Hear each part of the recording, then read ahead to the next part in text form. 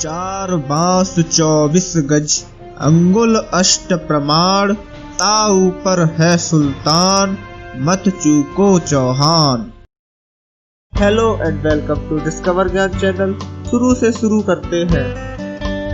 पृथ्वीराज चौहान दिल्ली सल्तनत पर राज करने वाले अंतिम हिंदू शासक, जिनकी महानता युद्ध कुशलता आज भी सुप्रसिद्ध है। वीर पृथ्वीराज चौहान का जन्म 1149 ईस्वी अजमेर के एक राजपूत घराने में हुआ। पृथ्वीराज की माता कर्पूर देवी दिल्ली के राजा अंगमपाल की पुत्री थी तथा उनके पिता सोमेश्वर चौहान अजमेर के शासक है। वीर पृथ्वीराज की रुचि बचपन से ही घुड़सवारी तीरंदाजी में काफी अधिक थी। आगे चलकर कठिन परिश्रम द्वारा उन्होंने शब्द भेदी बाण चलाने में भी महारत हासिल कर ली, जिसमें कि वे सिर्फ शब्दों को सुनकर अचूक निशाना लगा सकते थे। बचपन में ही पिता की मृत्यु हो जाने के बाद मात्र 11 वर्ष की उम्र में उन्हें अजमेर की सत्ता संभाली। वीर पृथ्वीराज के नाना दिल्ली के शासक अंगमपाल का कोई भी उत्तराधिकारी नहीं था, जिसके कारण उन्होंने दिल्ली की राजगद्दी के लिए पृथ्वीराज को आमंत्रित किया। इस आमंत्रण को स्वीकार करते हुए सन 1166 ईस्वी दिल्ली की राजगद्दी पर पृथ्वीराज का राज्याभिषेक किया गया। वीर पृथ्वीराज अपना पूरा प्रशासन दिल्ली से संयोजित किया करते थे, जिसमें उनके मित्र तथा मंत्री चंद्र बरदाई सहयोग किया करते थे,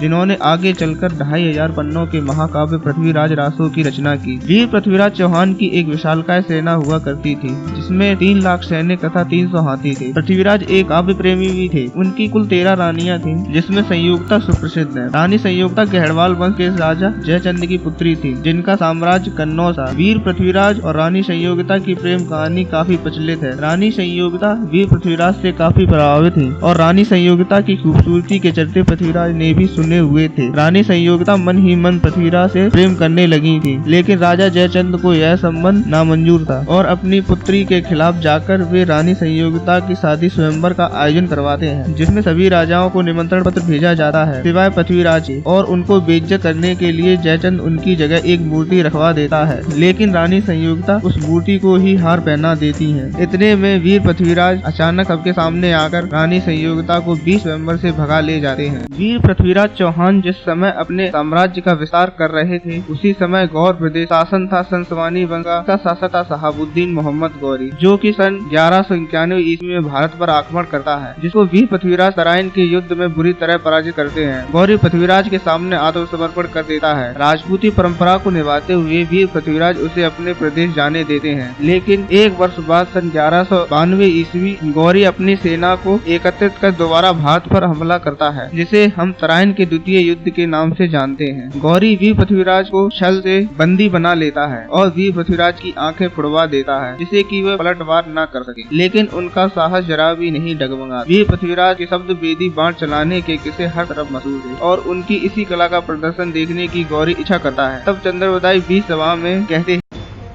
चार बांस 24 गज, अंगुल अष्ट प्रमाण, ता ऊपर है सुल्तान, मत चूको चौहान। पृथ्वीराज का बाण गौरी के प्राण हर लेता है और वे खुद को भी खत्म कर लेते हैं, और भारत का यह वीर पुत्र इतिहास के पन्नों तथा हमारे दिलों में सदा के लिए अमर हो जाता है।